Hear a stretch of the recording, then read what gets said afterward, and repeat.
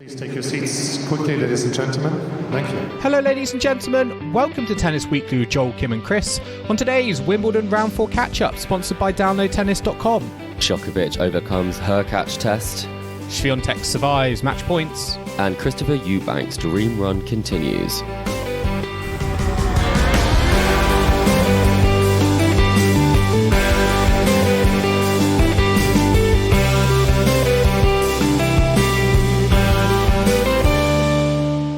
Chris, today is the 10th of July and we are here to catch up on round 4 of Wimbledon. Our quarterfinalists in the singles are almost set. We've got Carlos Alcaraz, Matteo Berrettini going on at the moment. But we're in week 2. I almost want to start afresh at Wimbledon. We had all the rain delays, all the chaos last week, and can we just start anew this week? I feel like, Joel, I would love to start anew because my predictions have been so bad across collector set and quarter by quarter that for me this is a whole new tournament than what I thought I would be talking about. I mean, Kim has already been messaging us because she got the quarterfinalist predictions on the ladies singles in the bottom half all correct, 100%, which we have to give her some kudos on. So well done, Kim. But we're going to be talking about all the women's action from today, the men's action as well as yesterday, and also, all importantly, the collector set tournament update. I know you've been slaving away getting everyone's predictions into our spreadsheet, so we're going to be updating our listeners on that later. I mean, the last time we spoke was before you went to Wimbledon. You've been on centre court, I believe, a couple of times, and one of those times involved being in the queue. And the question on my lips is, how was your queue experience? Because we had Kim's point of view, and she said it went very, very well for her. Probably in the minority there, but I want to hear, what was your queue experience like last week? Well, I have to say, I did have the advantage of having Kim's insight before going. So in terms of time of arrival, in terms of her experience of knowing what it was like on that first day. So I wasn't going into it blind. I am not a camper, I will say up front. We need I'm already thinking, we need like Kim's secret queue diary that we could make a book of. I feel like it would sell millions. I really think it would. I think for all the people that had difficulty in the queue this year, I think they would be looking at purchasing it. That's for sure. Especially if it's not Tennis an Week official is going to one. branch out into publications. Publications and jigsaws, I believe, there's a market for. But no, it was a very positive experience. I think it's quite low key. It's more low key than I thought it would be. And I was number 305 and 306 in the queue. Which means we did get a centre court ticket. So already it feels like it's worthwhile, especially because we were queuing for what would be a fantastic day on centre with the likes of almost unprecedented, having the number 1 and number 2 seed for the men on the same day, because they were Murray playing. Tsitsipas. And then Murray Tsitsipas got added, as well as the number 1 for women. So you couldn't have asked for a better day to queue for, and more motivation to survive the queue. For those who like their sleep, I would say potentially it's not the best one, because you are woken up at 5:15 to pack up your stuff. But in terms of my experience, I did think that there would be one queue, so that the first 300 people would get in before anyone else. But this year it seems to be a bit different, where they kind of get you lined up by what ticket you've purchased, whether it's centre, court 1 or court 2, and they try and let in even numbers of people for each of those courts, including ground passes, which seems a bit odd to me, because I do think if you've camped, I'd quite like to enter the ground so I can get myself onto court 3 and watch Holger Rune play, and make sure I can get that seat. So I think there are lots of positives to it, but there's a couple of things that I would kind of advise people that might make it into Kim's book, which is to ask at each of the desks when you get in to purchase tickets which sections they have, because they all get a book of tickets, and if you want a specific section, you need to go to the right individual selling those tickets. So for people who are really in the trenches of tennis, there's, everyone knows your 104s from your 112s. I'm writing that down as we speak. Exactly. But I think you're writing down kind of more the details of maybe improving your Amex so you can get into the corporate areas of entertainment. But overall, I would say it is great. It's such a fun vibe, and you do make wonderful queue mates. And I think that's something that's so nice about it. So shout out to Rufus, Chrissy, and John. And one thing I have to say, for just to wrap up the Q section, Joel, is that we camped next to someone called Rufus who did not bring a tent. He just sat on a chair. Wow. And that's a bold move. It's a bold move. He said it was too much faff. He did not have a great evening, unsurprisingly. So did he just sleep in a chair? He just sat on the chair, and then he tried to walk around to stay warm. And then it's very funny, the idea of having that camping experience and then suddenly being in the very luxurious centre court. You essentially slept rough the night before, haven't had a shower, and everyone else looks lovely. So I think that was a real surprise. But if you can survive that, then you've earned your centre court ticket, I believe. Absolutely. And you were treated, I feel, to that order of play that we spoke about. What was that on the Friday? And then you also got to see all the action on centre court on the Saturday, which is going to be coming very, very handy for us. The Sunday indeed. Oh, sorry, the Sunday. Yes, that's it. Yes. And that is going to be very handy for us because that is what we're going to be talking about in the second half of the pod. Well, that's why I went, Joel, just so I wouldn't have to do I know, wouldn't have exactly. to research the tennis. Really tough for you just to be on centre court, to be Just feasting doing my job, on all that tennis. Yeah, very tough job. But before we get into that, we're going to be talking about day 8 today and all the fourth round matches that happened today. And we also had Novak Djokovic versus Hubert Hurkacz come over from yesterday. But let's start with the women's matches. And we've got 4 quarterfinalists from this half. Ons Jabeur, Aryna Sabalenka, Madison Keys and Elina Rybakina. I want to start with Ons Jabeur versus Petra Kvitova because this was a match I had circled out thinking this is going to be an absolute ding-dong. Petra Kvitova is in great form. Ons Jabeur, Wimbledon runner-up last year. And it was a complete blowout. Ons Jabeur bageled Kvitova in the first set 6-love, then ran away with the second set 6-3. Chris, what was going on with Petra Kvitova? I was shocked by this. I genuinely had to double take in terms of the results here because it's not like in the head-to-head it's particularly one-sided in the past. No. If anything, it's obviously in Kvitova's favour with the fact that she has actually won 4 of their 5 encounters going into this. That was very surprising to me. But what was more surprising is that in a match, Kvitova only hit 4 winners. And I'm thinking, sure, maybe she's making some errors. That's part of her game. But even when she makes errors, she makes more than 4 winners when she steps onto court. Sometimes 4 winners in a game. So clearly everything wasn't working. And I'm not even sure that, Jabeur obviously played quite clean tennis, but it wasn't like she kind of played out of her skin. Her numbers were not unbelievable. So it's just a case of the worst case scenario for a tennis player is that you go onto court and you just can't find the court. Yeah, it was a really strange match because, as you said, Kvitova, 4 winners, 26 unforced errors, not great numbers. And even if you look at Madison Keys numbers, we'll get onto that, but yeah, exactly. And Ons Jabeur as well. She hit 44% first serves in. So to think she won a match, love and 3, with that on her first serve, it feels very, very odd. Let's talk about Ons Jabeur though, because she is into the quarterfinals. She's facing Rybakina next, which is going to be a rematch of last year's final. I'm not going to lie, there was not much I feel in the build-up to suggest she was going to make the quarterfinals. I think she had a round 1 exit in Berlin, round 2 exit to Georgie in Eastbourne. Are you surprised Ons Jabeur has got here, or are you like, actually, I can make sense of that given her past performances at Wimbledon? I think it's very hard to know with Ons in terms of how she's going to perform.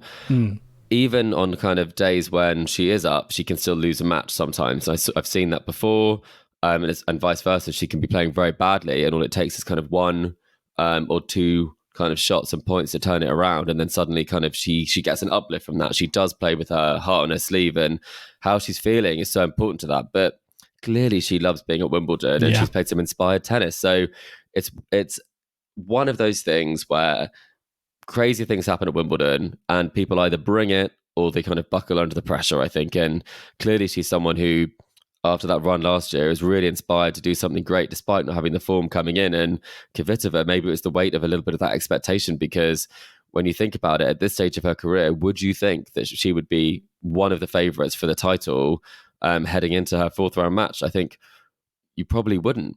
And she hasn't been this far in a while. So potentially it could be because she wanted a bit too much for Kvitova, and Ons wants that title that she missed out on last year. I think for Jabeur, she's certainly going to be motivated by what happened last year. I mean, she was a setup in that final against Rybakina, and now she's got the opportunity for revenge because Rybakina came through. Beatrice had Admire had to withdraw with a back injury, retired 4-1 down. Now, this was, I think, a great shame because this was another match I was fascinated by because these are two have games that I feel are tailor-made for the grass court. I was expecting long baseline rallies, incredible shot making, and it was really sad because I feel like we were just robbed of that opportunity. And I really feel sorry for Haddad Maia, given the tears that were on the court. She really did try to play on, and a little bit like Ons Jabeur does wear her heart on her sleeve at times. I feel like sometimes the whole of South America is watching her. But do you think Rybakina will be happy that she came through this with minimal time on court against a really dangerous opponent, or do you think she would have been like, actually, I wanted a bit more of a test there? It's hard to know because she does seem like someone who would quite spend as little time on court as possible. I do feel like that's kind of her MO, is that if she's not able to play, she'll retire or she won't step on the court. And if she's on the court, she wants to get it done. And so I don't think she'd have been looking to have a long match against Haddad Maia. I think that's the sort of match that Haddad Maia really likes to make physical. And especially if you're Rybakina, where you haven't had necessarily the autoimmune fitness that you'd have hoped for, and kind of the attrition that you'd want kind of coming into some of these long matches. For her, she had that 3-set match in the first round against Shelby Rogers. She came through that tight second set against Cornet, and then she blitzed Bolter. So keeping itself as fresh as possible for the second week and moving into the quarterfinals, I think is the best way for her to go. So I think, if anything, it's more of a shame for the fans that she wasn't able to play a match because it's such a different day on centre court than some of the matches we've seen. This was 5 games, and we've had matches that have gone almost 4 hours plus. So I would say it is a big shame for the spectators and for Haddad Maia, but for Rybakina, I don't think she'll feel at all kind of concerned by the fact she spent minimal time on court this last couple of weeks. Yeah, because it's interesting because Rybakina is having a little bit of the rub of the green at the moment because Cornet had that injury that sort of ended her competitiveness in round 2, and now Haddad Maia. So she's going to be feeling fresh as a daisy for the. It's a bit like the Rome draw, Joel, isn't it? Where everyone just yes, everyone's just falling by the wayside for Rybakina. But I mean, we're going to get a repeat of last year's ladies singles final, where, as I said, Jabeur was a setup. Rybakina came back to win in 3 sets. Now, Rybakina, through 4 matches, has won 32 of 33 service games, has just faced only 7 break points.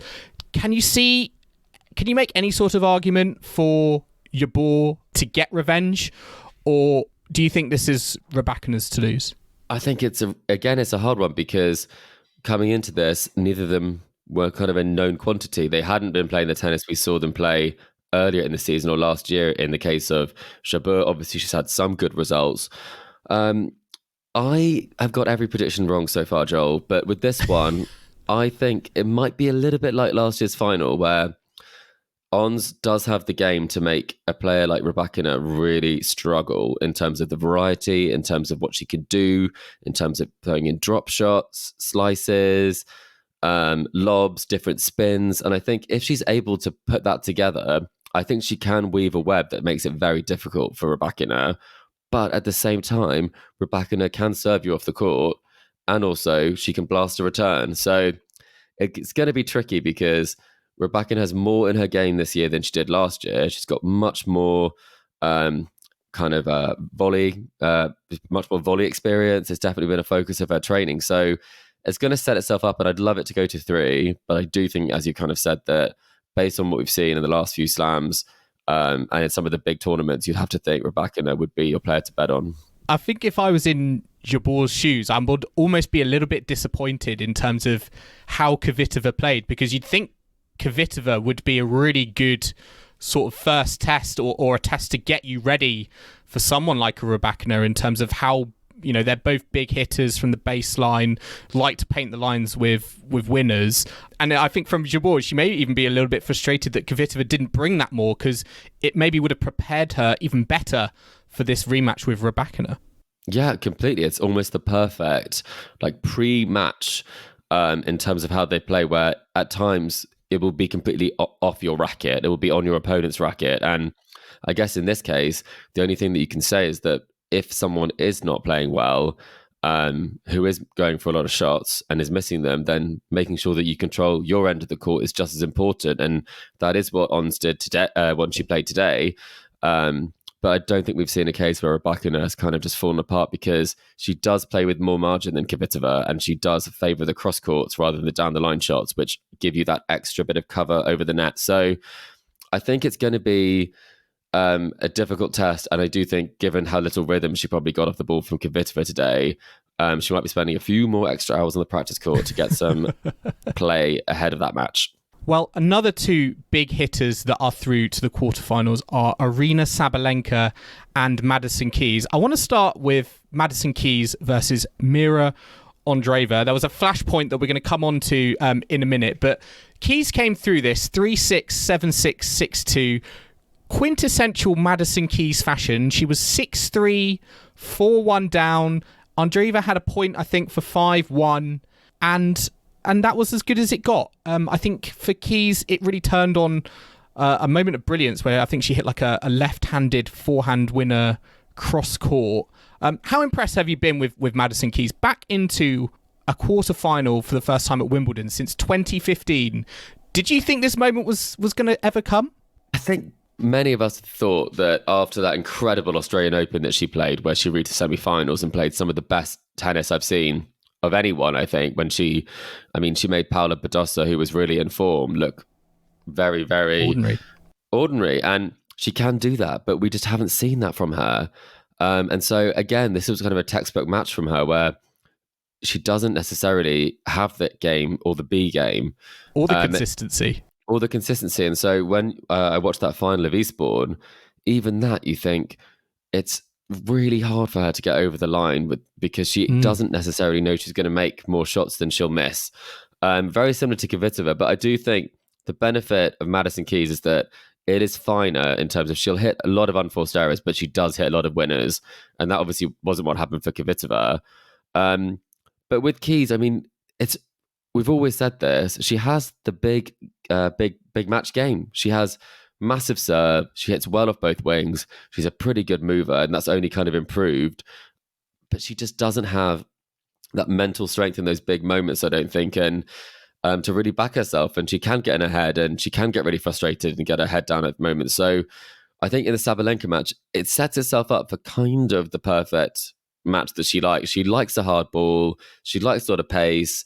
And it's the players that kind of mix that up or don't hit it as hard or do sort of give you that variety that do cause her like a lot of problem. If you look at the players she's played, the closest match she's had is against Golubic, who obviously one-handed backhand, a lot of slice, going to have to get really low for that. Against a player like Marta Kostyuk, that's her bread and butter in terms of a ball she can handle. And so when it comes to Sabalenka, I think if she could pick someone to play in the quarterfinal stage, this is a pretty good matchup for her. But it's tough. Do you think, though, Andreeva will be disappointed? Because I think, there's an argument to say, she's 16 years old. Was this a match where she had it on her racket, but her inexperience on the tour ultimately counted against her, and that is when Keys capitalised? Yeah, I think it's hard to put matches away. It can be very, very close. And it can all hinge on 1 point here or there, and that happens in all matches. So I don't think it necessarily comes down to inexperience, because you've seen this so many times with different players. We saw it, and we'll talk about this with Bencic, someone with great experience, and we've seen it with people like Hurkacz, which we'll talk about as well. There's a couple of points in matches that can change everything, and you have to be able to cope with that and deal with that. That is the nature of the sport. These are athletes competing at the highest level, and no match is easy to put away.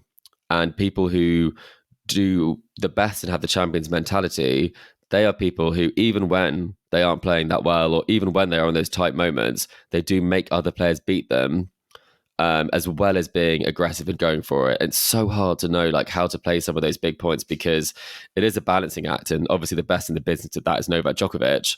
But there's no harm at all in the fact that, you know, losing a tight set when you're up, because how many top players do that? All of them at times. So there's so much to take from this. I mean, winning 5 matches at Wimbledon from qualifiers, and having a shot at the quarterfinals, and it's an unbelievable achievement. So she should be very proud of that. Absolutely. And you've got to think at this age, there's that cliche of, you know, a loss in the short term can have so many gains in the longer term. And I think she'll really kind of learn from this moment. Yes, she will be disappointed right now not being able to reach the second week, given the position she was in. But I think in you know, the longer it goes on, I think she can call upon this when she comes to future Grand Slams. I mean, there's one moment we need to talk about, and that was leading to the match point for Keys, because Andreeva did get a point penalty for what the umpire saw as a racket throw. Now, this has caused a lot of debate amongst tennis fans on social media and in the grounds, in terms of, was this a throw, or did this just come out of the hands because of a slip? What did you make of this? What did you make of this moment? And did you think the umpire got it right? I mean, I've seen players do a lot worse and not get a warning. As far as I was concerned, there's no reason for a warning at all. It looked like it was a continuation. Ooh, okay. We definitely have different views. Because I watched it, it looked like it was a continuation of a movement where she just released the racket at the end. This wasn't someone slamming a racket on the ground, I didn't think. Maybe I've watched the wrong clip based on your reaction, because I looked at what we were tweeting out on the account today, and I just thought, can we please stop putting people who have barely put a foot wrong under the spotlight like this, when so many male players get away with absolute murder for all sorts of different things. And as far as malice goes, I mean, this really isn't something that's too bad at all. I thought it was a throw. I get that I think she slipped first of all, but then I do think there was some downward force in terms of her racket clattering in the ground. She chose to let go of it. Absolutely. Yes, she did. But was this a bad one? No. I don't necessarily think it was a bad one, but I do think there was some aggression there. And I think personally that the point penalty was vindicated. But I do think, again, it's another learning moment for her. I think she's been kind of talked about as almost the golden girl of the the ladies singles. So it was quite almost like a little bit of a shock to see her get a point penalty, and she obviously didn't agree with it. But I think it'll be something she will definitely learn from in the future. Well, I mean, it's competitive tennis, you know. People get angry, people get annoyed, people Yes. say all sorts of abusive things to umpires that don't get warnings. People swear. Andy Murray, for example, her idol, no one swears more on court than Andy Murray does. Has he ever got a warning for it in the last 5 years? Basically, no. So I do think when we put this in the spotlight, I think we should put the spotlight on some of our most heroed people, because for me, that's always been very difficult to kind of come to terms with the fact that, you know, not everyone is perfect when it comes to this, and someone who is yelling audible obscenities on centre court, who's obviously frustrated with how they're playing, that isn't the thing we're talking about. It's the fact that a 16-year-old may have thrown a racket because she was frustrated she lost a point. So yeah. It's definitely on the softer end, I think, it's more of that the spectrum. You can debate it, I think, is why we're talking about it, right? Because it is, did she, didn't she? And whenever anyone questions it, I guess it is kind of on the amusing side. But from umpires, I just want them to make like better, more consistent calls across the board. Like if this was a racket throw, then I've seen quite a few things this last week, which I probably think also was a racket throw. Well, moving on from the golden girl, I would say, of the ladies singles championships, and one of the talk of the event so far, we've got to move on to, I would say, the golden boy of the men's singles, Christopher Eubanks, defeating Stefanos Tsitsipas in 5 sets. 3-6, 7-6, 3-6, 6-4, 6-4. The dream run continues, Chris. This is his 9th appearance in a major, has never advanced beyond round 2, and is now in his maiden quarterfinal. First ever top 5 ranking triumph. This wasn't in the script. This wasn't meant to happen. He did not know how to unlock the Stefanos Tsitsipas serve for the good part of that match, so across those first 3 sets. But the story is it keeps going. It does. And it's unbelievable, that he was able to do this. And especially, it's so hard to back up a great result the week before a slam. We've seen so many players do really well, pick up a warm-up tournament, and then they crash out early. So that's something I think is really impressive, because he's probably never played this much tennis in his life before. Certainly the longest he's gone on a winning streak after winning that title. And it just shows, that it's something where if you are able to get your head in the right space and you're able to focus on what your game is, so many of these players have the ability to be able to put on performances like this.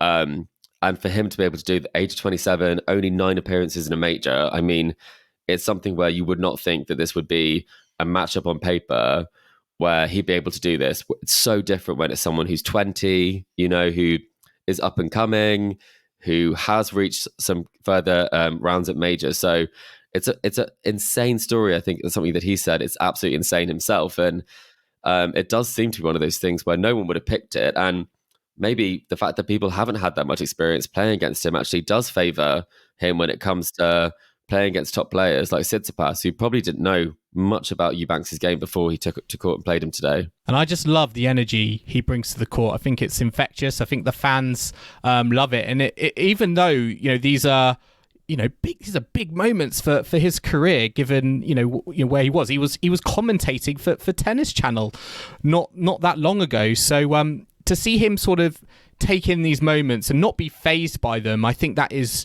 really, really impressive. And I think that's why we're seeing him be so competitive, because he's not scared of the moment. He's really here to take it by the horns, and that's what he did against Stefanos Tsitsipas, who will be disappointed. I think he's played a lot of tennis, and maybe that caught up to him ultimately. In the end, I feel like he's played pretty much every single day of the championship so far.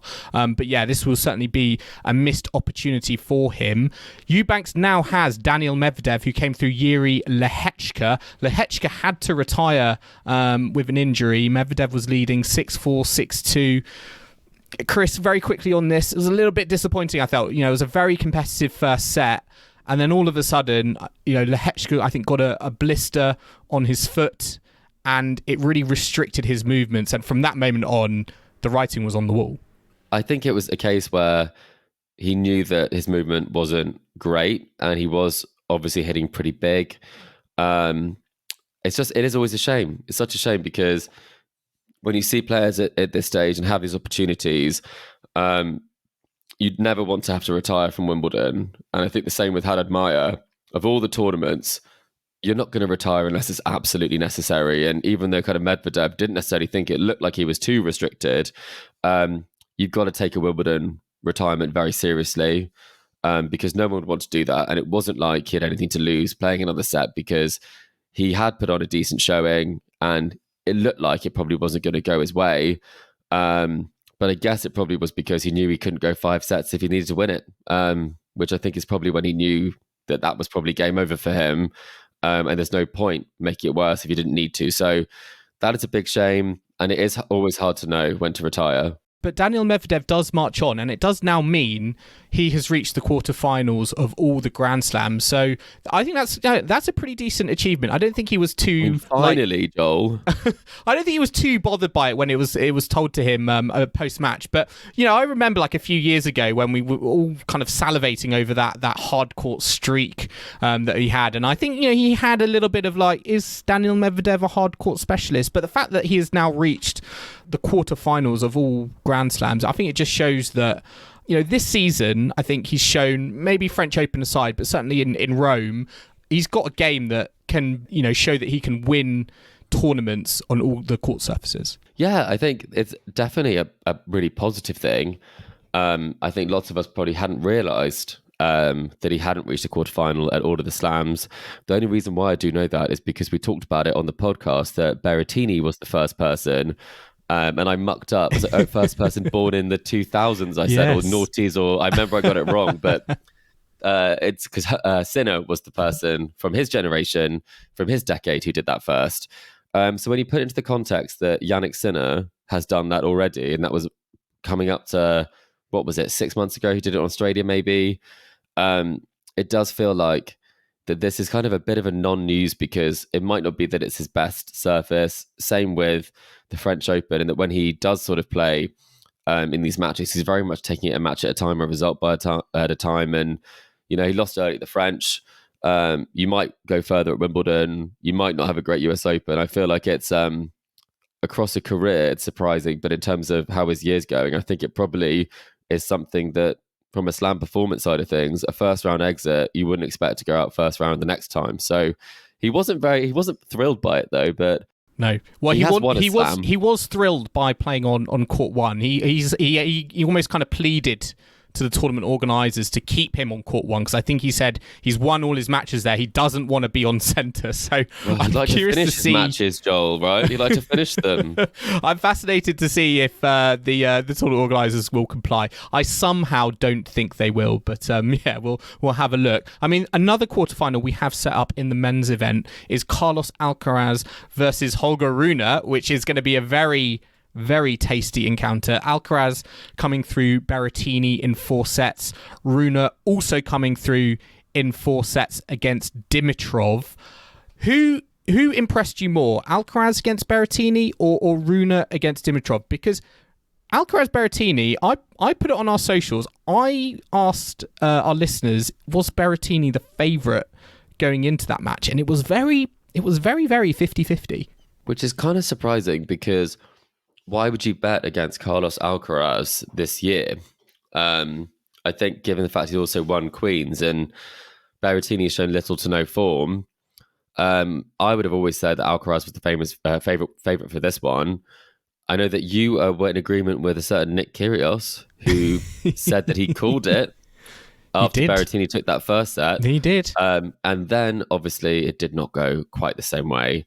And Alcaraz has now gone through. So I think it's a case where if this had come a little bit later in the season, it could have been a bit of a different result.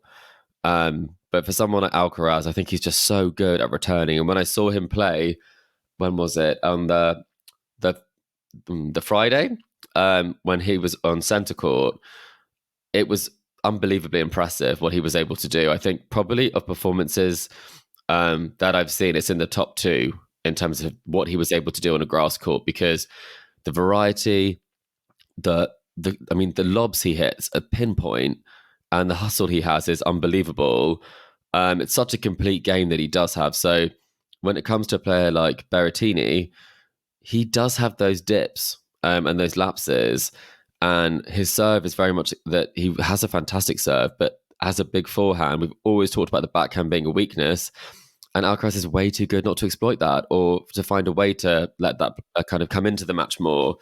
But I mean, it still is a good showing for Berrettini. Personally, I thought it would be straight sets Alcaraz. So it's fine for me to say that in hindsight, though, Joel. I see you're like thinking, did he really think that? And probably I still personally don't think we've seen peak Alcaraz yet on the grass. I think we saw better grass court tennis from him at Queens, to be quite honest with you. So, I'm still waiting for that moment for him to almost, to me, live up to being the number 1 seed. And I think he's going to need to do that, I think, against Holger Rune. He's going to be so hungry, I think, to kind of get one on one of his kind of fellow up-and-coming players. Rune came through Dimitrov in 4, and that I thought was entertaining, and Dimitrov did push him at times, but I don't know. Could you see Holger Rune giving an upset to Carlos Alcaraz, given he's got more variety in his locker than a Matteo Berrettini? Well, I mean, it would have been at one point, it looked like we were going to get a Dimitrov Berrettini quarterfinal, which that think would have been most wild. People, yeah, it would have been wild. Most people did not have that forecast, especially when we saw the draw. So I think it's going to be an interesting match. And I think you have to kind of ignore what's gone before, because it is about how you play the match on the day between those two, because beating some of the players that Holger Rune has played coming through, I mean, he's made it pretty blooming hard on himself.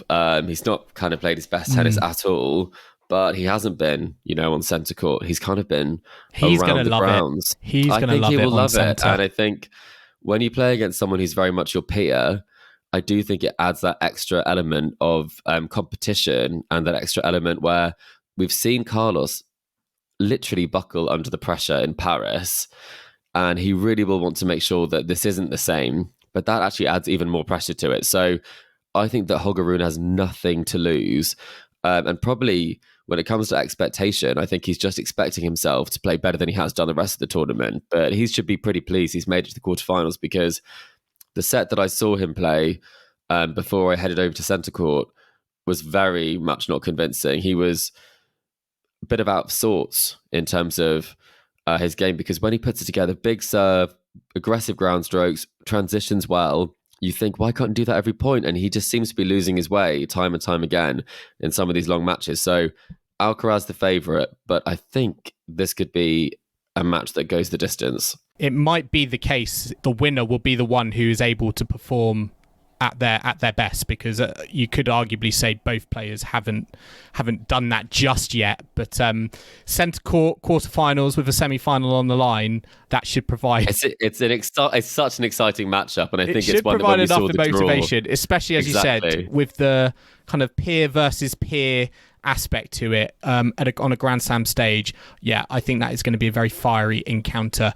But we're going to take a quick break now. But join us in the second half, where we will be taking a look back on day 7, Middle Sunday from Wimbledon. So do not go anywhere.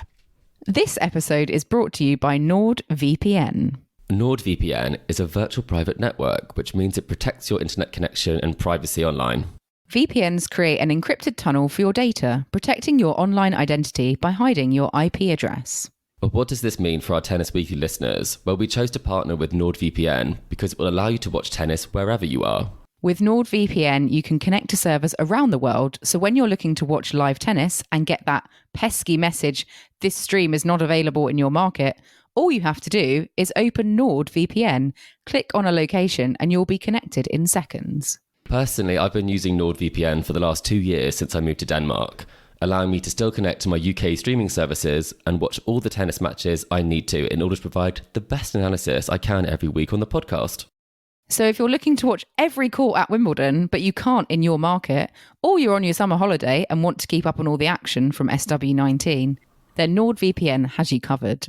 Download NordVPN today with our exclusive deal at nordvpn/tennisweekly. But make sure you use our link to secure the best deal and support the podcast. It really does help us keep doing what we love. Plus, it's risk-free with Nord's 30-day money-back guarantee. So what are you waiting for? Sign up before the players are ready and take to the court.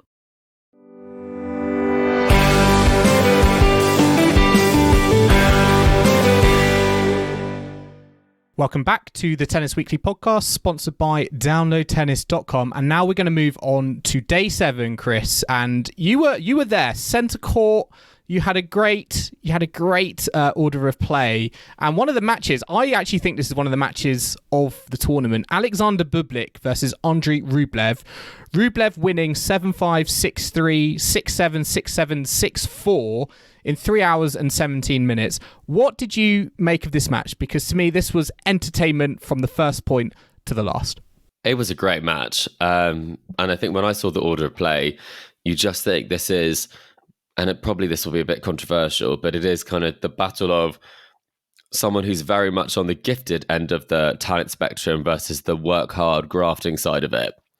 And it did make for some highly entertaining rallies, because you see so much variety from Bublik, and you see that he almost plays the points in a way that no one else does. I think maybe you see it a little bit with Nick Kyrgios, but he just has a go at when he's returning serve and sees what happens and sees what sticks. But I mean, it was on match point as well.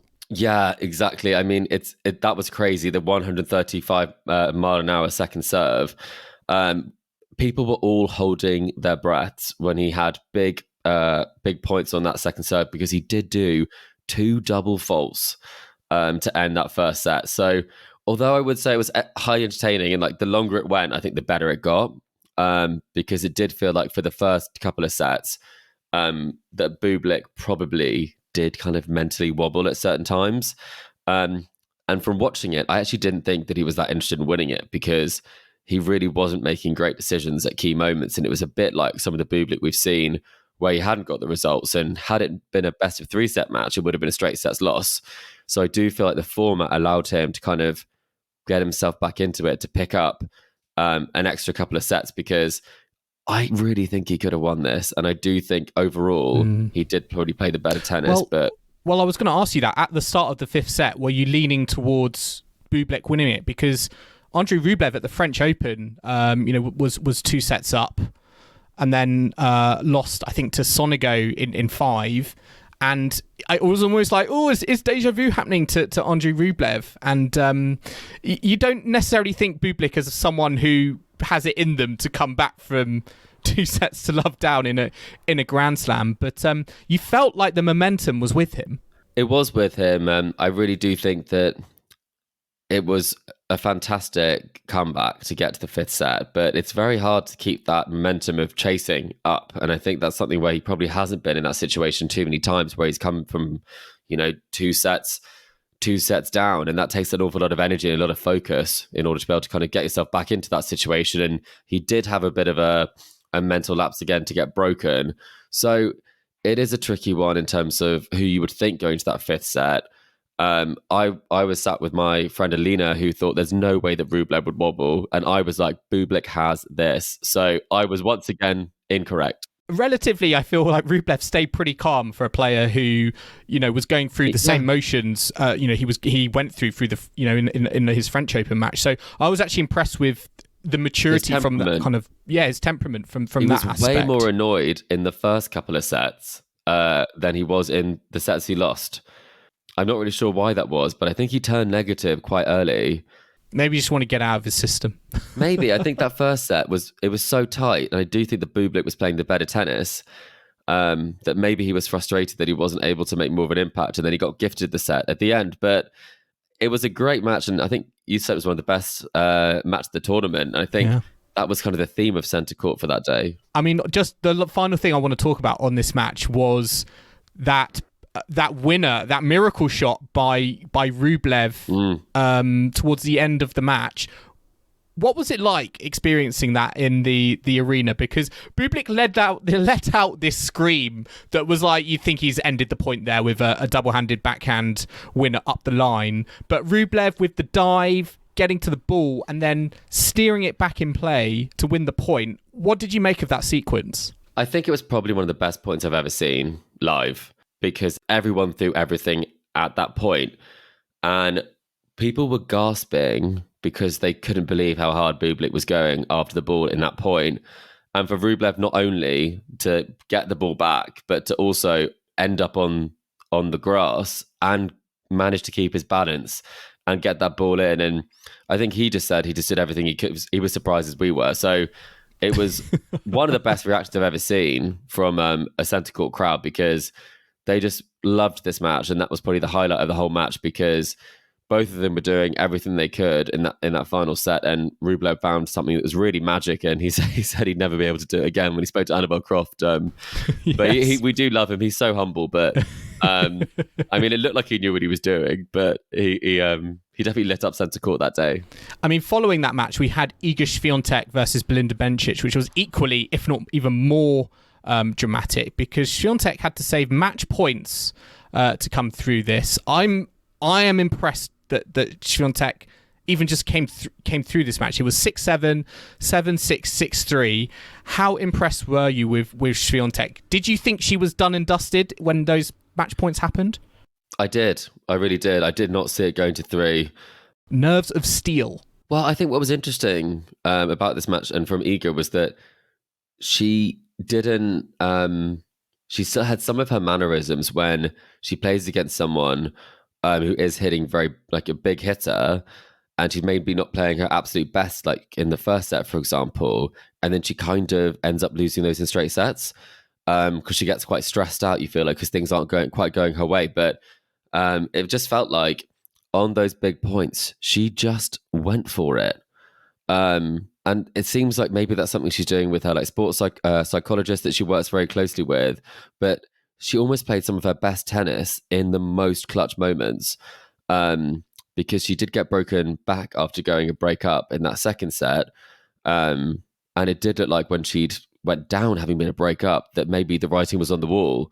And then she just lifted her game. And we've seen that so many times with Serena, with great champions. They're able to find that extra level when it matters most. And she did. And some of the shots she hit when she was match point down, she did not wait for someone to miss a shot. And I think that's something which is so great to see, is that people are competing at the highest level. Matches are being won, not lost. And sure, Bencic did miss some shots she should have made kind of in that third set. But in those first two sets, I think it really was sort of tit for tat. And I was super impressed. But one thing, Joel, I have to say that I was not impressed by, because I knew this would happen. Iga loses the first set. I'm queuing to get back onto centre court. And I know I've got a lot of time to get back on, because there's no way Iga's staying on court. She's obviously going to take a bathroom break. And I just think it's so predictable. And sure, maybe she did use the bathroom, whatever. But it is just this thing where if you can predict someone's going to go for a bathroom break after losing a set, it feels like that's not the sort of number one behaviour that I'm looking for, I think. Well, I was watching on TV, and apparently she took a notebook into the loo. So it wasn't about a bathroom break. No, it was so obvious. Well, she took some reading material. It certainly obviously helped her. But yeah, I mean, she would have been disappointed, I think, after that first set, because she had enough break point opportunities to not make it go to a tie break. And I think all credit goes to Bencic there for making it so competitive and stealing that first set, because that really did. She should have won, though, the match, don't you think? Is there credit for Bencic? I still think there is. I mean, you see how taped her arm was. I was actually at some point thinking, was she actually going to last the match? But yeah, I know she'll be obviously gutted that she didn't get it done. And there's only so much credit you can give, I guess, to someone who has match points and ends up in defeat. But yeah, I think it was the scare that Swiatek needed. And unlike some of the other favourites who've had more comfortable rides through to the quarterfinals, I think this is definitely going to spur her on. And who's to say, she couldn't go and win a Grand Slam from match point down, which would be Do you real think she something. will, Joel? You predicted it earlier. I didn't think she could win this slam until I watched this match. And I really think that she could. I think if that does happen, she definitely will need to give a bonus to her sports psychologist. But we also had a really fascinating match between Victoria Azarenka and Elina Svitolina. Now, this was going on at the same time. I was kind of dual screening it at home. Svitolina came through in a final set championship tiebreak, 2-6, 6-4, 7-6. It was 11-9 in that championship tiebreak. I mean, again, Chris, this was an incredible match. I was just thinking, you go, girls. I was just thinking the women's tennis on show right now on the main courts. This is what we love to see. And yeah, Azarenka, Svitolina both brought it. The only thing I was a little bit disappointed with was how it ended, because Victoria Azarenka was booed off the court. You could hear that audibly from the crowd because there was no handshake. It was deja vu like the French Open, and this was not how it should have ended. Yeah, I mean, it definitely is a shame when it ends like that. Azarenka has been one of the players who's been most outspoken in terms of being against the war. She very much is a citizen of the world in terms of where she spends her time, where she's based, where she's raising her son. But this is, again, we all knew this would be coming. We all saw this coming. It's just a shame that the crowd actually do react in this way, because the point is made from a personal level, well, not personal level, from a belief level, but it's a personal decision not to shake the hand. And it just feels like she suggested they had too much Pims. Wow. Well, I mean, that's probably true, to be honest. It was a nice day. And the Pims is being served in larger containers this year. So maybe people had too many Pims. Pims is to blame for these, the political, the furor that is happening. No. The crowd is a bit more dramatic this year, I'd say, Joel. There's a few more, people, Tsitsipas questioning something to the umpire. He did get booed also. Well, it's interesting. Some people are ready to go. Some people are hypothesizing that the number of late finishes is leading to kind of more raucous crowds as we get into the, as we get into the nighttime. I will just say on the Azarenka kind of booing moment. I think the crowd were out of order, and I do think Wimbledon have an opportunity here to announce something before the match starts in terms of Svitolina is not going to give a handshake at the net. So at least the crowd... handshake. Agree. Yeah, so at least the crowd are educated or are aware, because I saw Sally Bolton, the Wimbledon chief exec, come out and say she thinks the crowd are knowledgeable to an extent that they don't necessarily need this information imparted on them. Well, I would disagree with that. I think 100% you need the information. I agree with you, Joel. I don't think you can assume that from the crowd who are just kind of going out for a nice day at the tennis.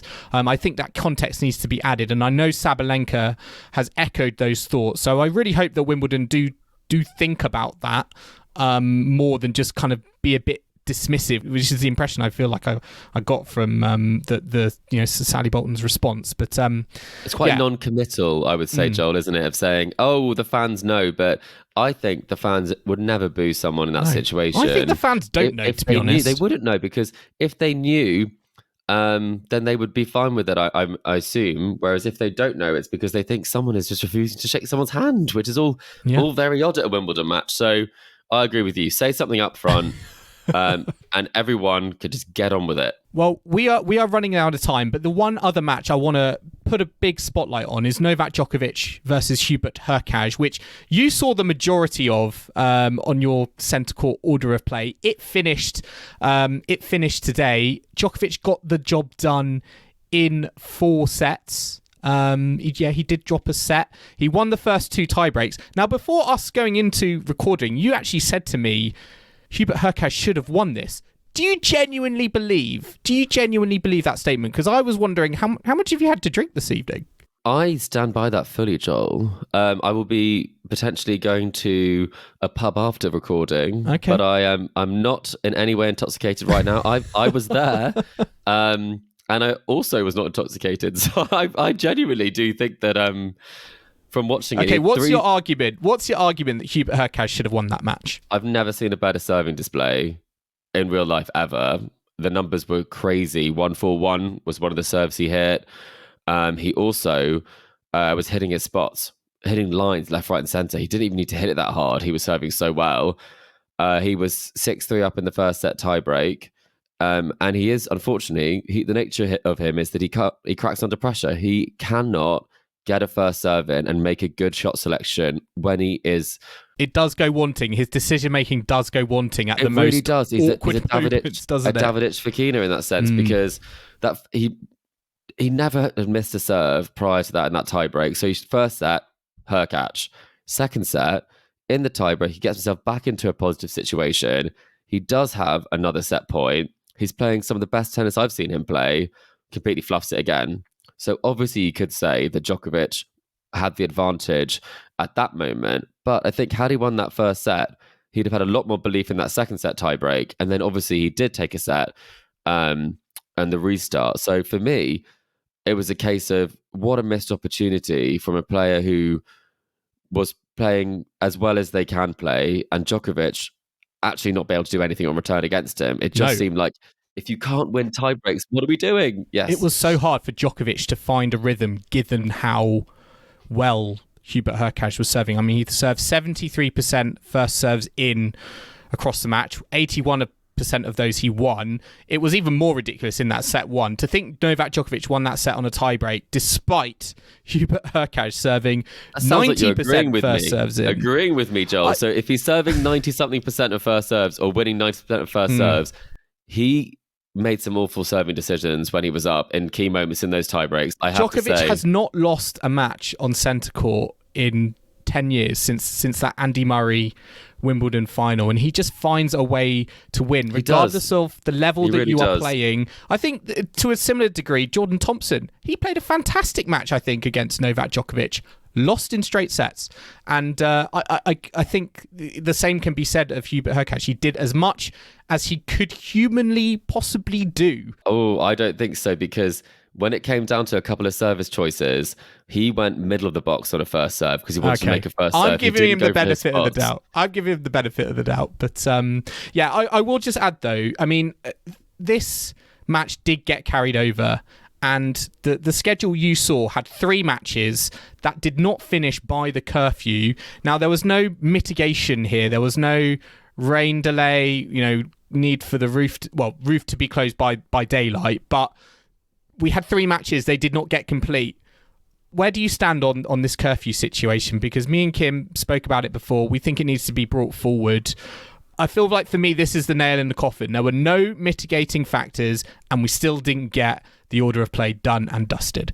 I completely agree. I think 11 is way too early for a curfew for a slam. I think tennis should be finished before then, but the nature of how the game is now, that if you do want 3 matches on, or maybe they have 4 matches on. I think sometimes at the French Open, for example, they do start earlier, but that can go late, and it's unacceptable if you're a player to go onto court knowing you won't be able to finish it that evening. It's such a weird situation, because it also, and I've been in situations where you're competing and you have a time limit on when you have a court till or something like that. And it's so impressive, I do think, from both Hurkacz and Djokovic, that they probably knew they wouldn't finish it. But and Djokovic obviously was able to finish on the Friday. By some miracle, he managed to get himself through at 10:43 or something, because that had the Andy Murray match on as well. But if you're Novak Djokovic, at some point you've got to get frustrated that, sure, it's great for BBC numbers, sure, it's great to have a full day of play till 11 p.m, but he doesn't want to be coming back the next day and playing 2 more sets and then coming back the day after, because the nature of the tournament is you play every other day. And as you say, no mitigating circumstances. There's no reason they start half an hour later than court number 1. I fully don't believe there's any reason. And half an hour would have probably been the reason why they would have played another set. Yeah, it was a bit odd, because Sally Bolton again came out and responded to this head on. I admire her for coming out and actually giving us some answers, but her response to this was around TV ratings and TV audiences, and saying that they're really, really great at the moment. But I don't think the players really care about TV audiences. I think they care about getting these matches done and making sure that they're, for the winners anyway, making sure that they're fresh, can have a day off and focus on, on the next tie. And who's to say, Novak Djokovic, he has got Andrei Rublev next. That is tomorrow. Do you think that Djokovic is at a disadvantage, given he's going to have to play today, where Rublev's obviously had the day off? When it comes to Novak Djokovic, I don't think kind of anything really matters except for himself and how he's playing. We've seen all sorts of things, all sorts of adversity that he's struggled against, and he's come up trumps against much more difficult circumstances than having to, return to SW19 an extra day. One thing I would say on this that I kind of witnessed firsthand was people camp to watch Andy Murray play. People camp to watch these matches, and you're scheduling it so they can't see the end of the match that they camp to see. And you see people who have come out from that match who would do anything and have done a lot to try, and some have camped 2 nights to see Andy Murray play on centre court against Tsitsipas, or whatever situation it is in, and you still don't get to see that. So it's not good enough, is it, to say? I don't think it is good enough to say TV ratings, because you can have good TV ratings and wrap up at 11. To think you've got Novak Djokovic fans coming home and being like, yeah, I'm a big Novak Djokovic fan, and I got to see 2 tie-break sets. That's it. It's yeah. It's half a match. It was half a match, Joel, right? It's not good enough. So hopefully that gets changed, but who knows? We'll have to wait and see. I mean, very, very quickly, we are running out of time, but we had Safulin come through against Denis Shapovalov in 4 sets. That was a bit of an upset. Yannick Sinner came through against Daniel Alahi Galan in straight sets. Jessie Pegula as well against Leia Sorenko 6-1, 6-3, and Marketa Vondrousova is through against Maria Bushkova. Very, very quickly, Chris, Safulin over Shapovalov. I cannot believe that result happened. I may have messaged the WhatsApp group and said, is Safulin the most budget round 4 Grand Slam men's singles finalist of all time? I think the question to me now is he the most budget quarter finalist at a men's Grand Slam singles of all time? I think we're going to find it hard to find someone else. There must be some of those surprise packages. Listeners, let us know. Are there any more surprise quarterfinals? I mean, we've got 2 debutantes. That has not happened, I think, for a long, long time in Wimbledon in terms of the men's singles competition. Svitolina and Eubanks. But good on him. But yeah, he's going to have a tough test, I feel, in the quarters.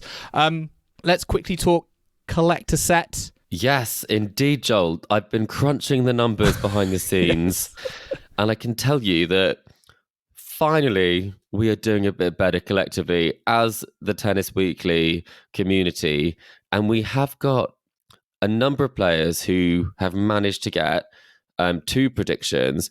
We also have 2 players who've competing who managed to get 3. Wow. So David Wilson, you're doing very well, and Celine Haddad, possibly a relative of Haddad Meyer. I've not inquired.